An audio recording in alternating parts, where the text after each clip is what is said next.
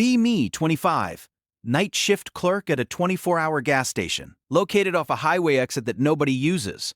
The fluorescent lights hum louder than the radio. Smell of floor cleaner and stale hot dogs permanently etched into my nostrils.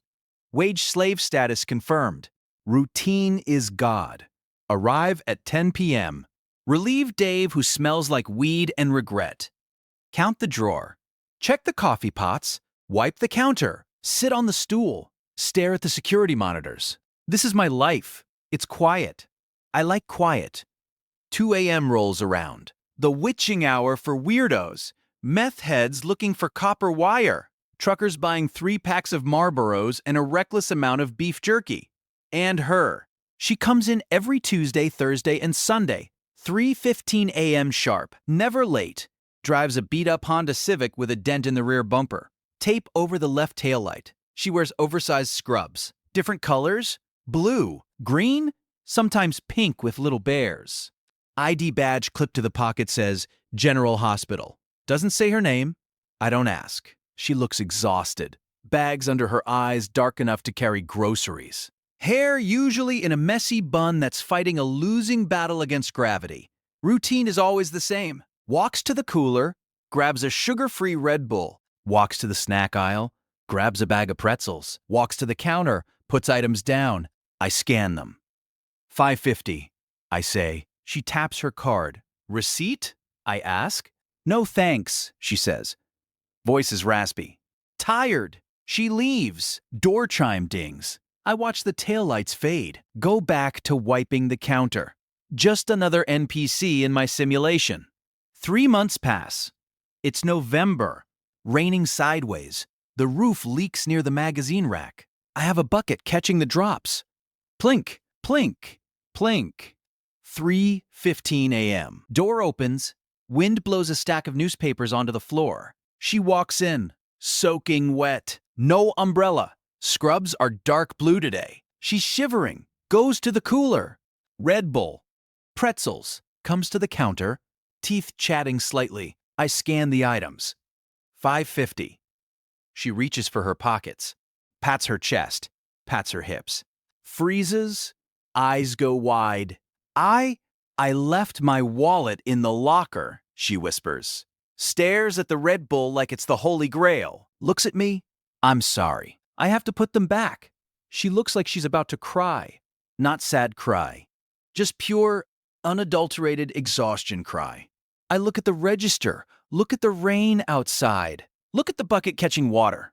Don't worry about it, I say. Reach into my pocket. Pull out a crumpled 5 and some coins. Put it in the drawer. Machine's acting up anyway. It's on the house. She blinks. You sure? Yeah.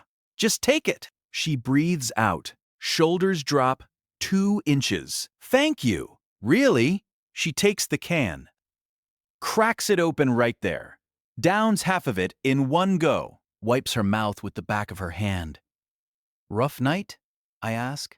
Stupid question. She laughs. Sounds like sandpaper. Trauma ward. Full moon. You know how it is. I don't know how it is. I sell lottery tickets to addicts. Sounds fun, I say. She smiles. First time I've seen her smile. It's small.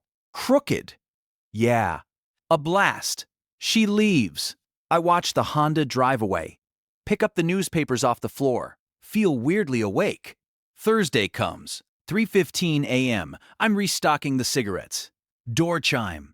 It's her. She walks to the counter first, puts a small white paper bag on the counter, then goes to the cooler.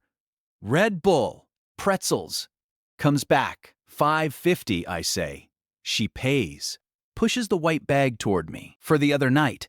Interest on the loan. I open the bag. A massive blueberry muffin. Smells like a bakery, not a vending machine. Cafeteria actually makes these fresh at 3 a.m., she says. Only good thing about the place. Thanks, I say. See ya, she says. Leaves. I eat the muffin. It's still warm. Best thing I've eaten in 6 months. Routine shifts slightly. Now we nod. Acknowledgement. Hey, she says. Hey, I say. Sometimes she lingers for 30 seconds while opening her drink. Cold out, she says in December. Heater's broken in here, I say. Better than the ER. Too hot there. People dying? People living. That's the messy part. She drinks. I lean on the counter. We stare at the flickering fluorescent light above aisle 4. That thing is going to seize up soon, she says. Been flickering since 2012, I say. She chuckles. Leaves. January. Snowstorm. Heavy stuff. Roads are empty. Highway is a white blur. No customers for 4 hours. Just the hum of the fridge. 3:15 a.m. No Honda. 3:20 a.m. Nothing. 3:30 a.m. I find myself looking at the door, wiping the same spot on the counter until the laminate starts to fade. Maybe she called out. Maybe she crashed. Stomach feels tight. Probably just the gas station sushi I ate earlier. 3:45 a.m. Headlights cut through the snow. It's the Honda. She parks crookedly. Comes in shaking snow off her shoulders. Looking more tired than usual. Roads are hell, she says. Thought you weren't coming, I say. Realize that sounded desperate. Autistic silence ensues. She pauses. Looks at me. Ran out of Red Bull. She gets her stuff. Comes to the counter. You guys got a coffee machine? Yeah, it's sludge though. I need sludge. Caffeine pill didn't hit. She pours a cup. Leans against the counter. Doesn't leave immediately. Takes a sip. Grimaces. You weren't lying.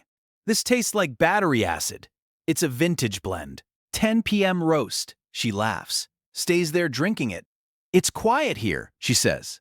Usually. It's loud in my head. Beeping monitors. Screaming. She stares into the black coffee. I don't know what to say. I'm not a therapist. I'm a guy who sells Slim Jims. I reach under the counter, pull out a fresh pack of Oreos I was saving. Open them. Slide the tray toward her. Sugar helps. She looks at the Oreos. Looks at me. Takes one. Thanks. We stand there for 20 minutes, eating Oreos, watching the snow pile up against the glass, not talking, just chewing. It feels heavy, but good. I should go, she says eventually. Drive safe. See you Sunday. She leaves. I count the remaining Oreos. Eat one more. Feel warm despite the broken heater. February. She comes in on a Wednesday.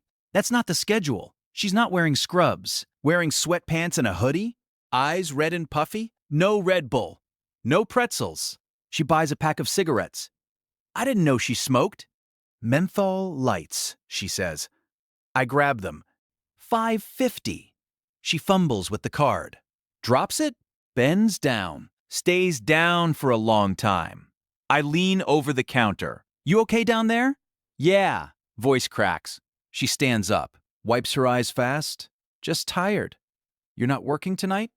Taking a personal day? Or night? She pays, hands shaking. Walks to the door, stops, turns around. You smoke? I quit 2 years ago. Yeah, I say. Come outside? No one's here. I look at the empty store. Give me a sec. I lock the register. Put the back in 5 minutes sign on the door. Go outside. Cold air hits my face. She's leaning against the brick wall. Lighting up. Hands me one.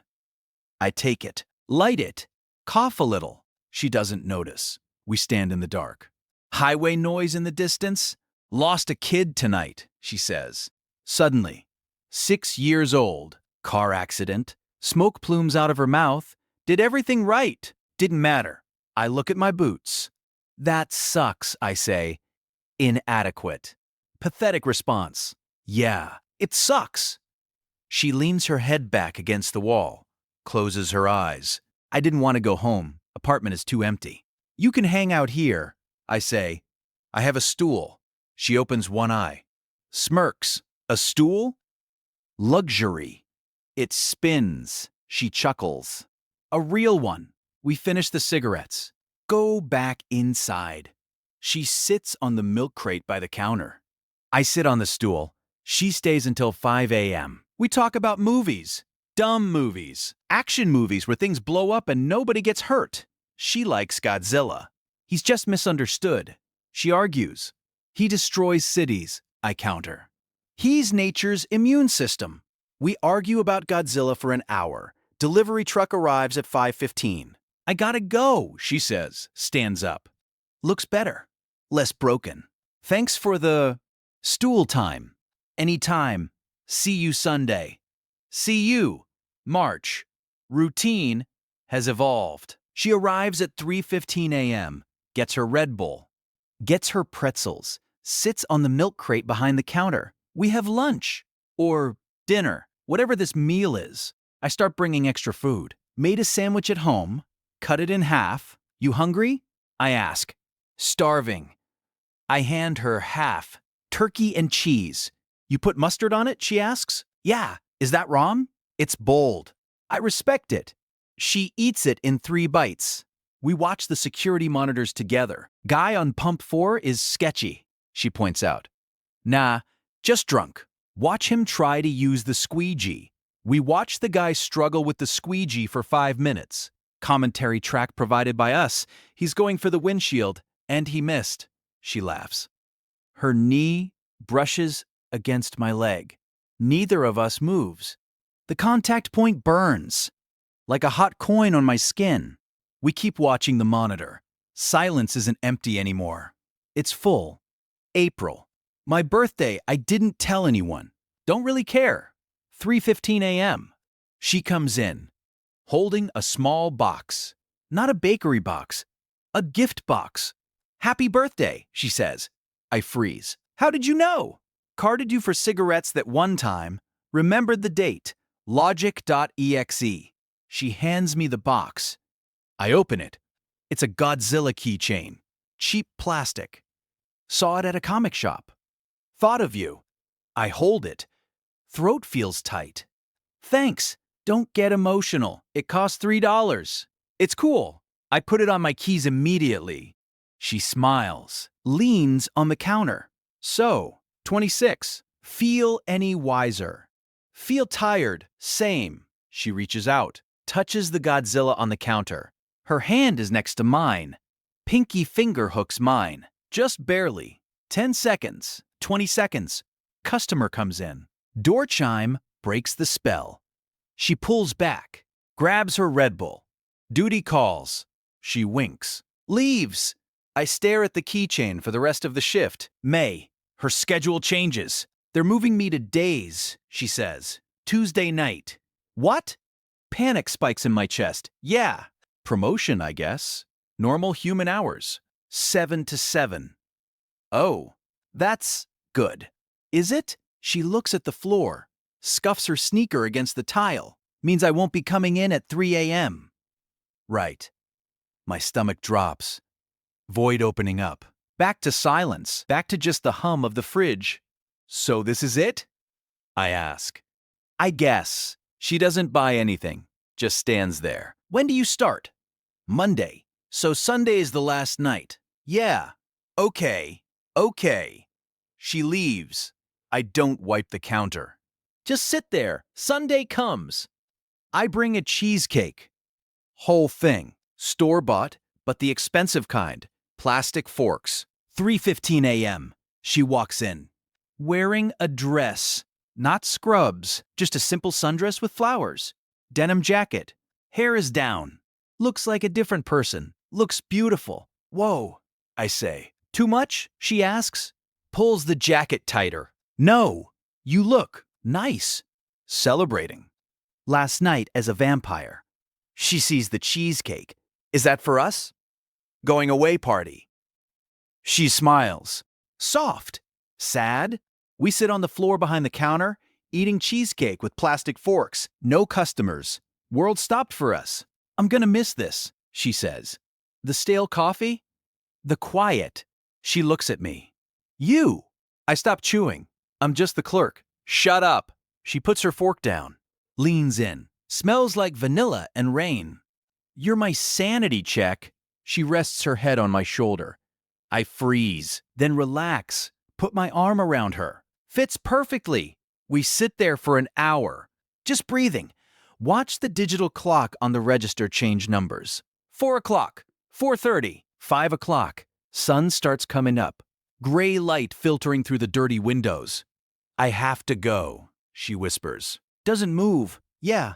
If I leave now, I can sleep before my shift tomorrow. Yeah.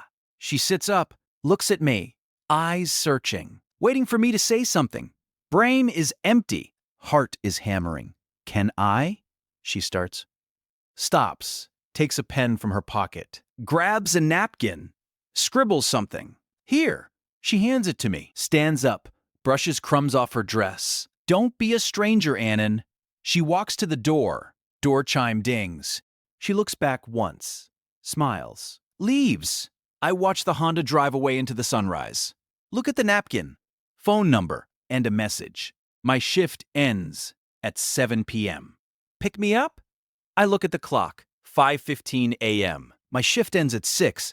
I have 13 hours. I clean the cheesecake, restock the cups, wipe the counter. The fridge hums, but it doesn't sound lonely anymore. It sounds like a waiting room. I clock out at 6 o'clock, walk to my car. Sun is bright, hurts my eyes. I put on sunglasses, dial the number. It rings once. Hello? Sleepy voice. Hey, it's the guy with the sludge coffee. Hey, she says. Voice brightens. 7 p.m.? 7 p.m. I'll be there. I know. Hang up. Drive home. Traffic is heavy. Don't care. MFW, I might not be a wage slave forever. MFW routine is broken. MFW, I like it. Sleep for 8 hours. Dream of Godzilla and blueberry muffins. Wake up. Shower. Shave. Put on a clean shirt. Check the time. 6:30 p.m. Drive to the hospital. Park in the lot. Wait. 7 p.m. Doors open. She walks out. Scrubs again. Messy bun. Looks tired. Looks around. Sees my car. Smiles. That smile. Walks over. Gets in. Hey, she says. Hey, I say. You got snacks? Glove box. She opens it. Bag of pretzels. She laughs. Rips it open. Drive, she says. Where to? Anywhere that isn't here. I put the car in drive. Pull out onto the road. She reaches over, takes my hand, interlaces fingers, squeezes. I squeeze back.